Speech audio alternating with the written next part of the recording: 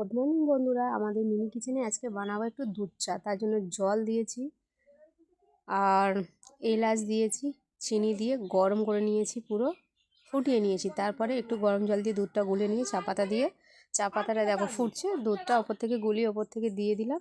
দুধটা ভালো করে ফুটে গেলে একদম ফুটিয়ে ভালো করে দুধ চাটা বানাবো। তো ভালো করে ফুটিয়ে দুধ চাটা করে নেবো, কারণ দুধ চা যত ফুটবে তত টেস্টি হবে, ভালো হবে। তো চামচে এইভাবে নাড়িয়ে নাড়িয়ে সুন্দর করে দুধ চাটাই দেখো করে নিচ্ছি ভালো করে। মিনি কিচেনে আজকে বানালাম দুধ চা। কেমন হয়েছে সবাই একটু কমেন্টে বলো প্লিজ। আর মিনি কিচেনে দুধ চা কেউ খাবে তো চলে এসো, সবাইকে খাওয়াবো। দেখো কেমন ফুটছে, দেখো চাটা দেখেছো, একদম দারুণ টেস্টি হবে। এই দেখো একটু চামচ দিয়ে নাড়াচাড়া করছে, এই কারণে ছোট্ট উনুন তো, ফুটে উঠলেই চাটা পড়বে আর উনুনটার সঙ্গে সঙ্গে নিভে যাবে।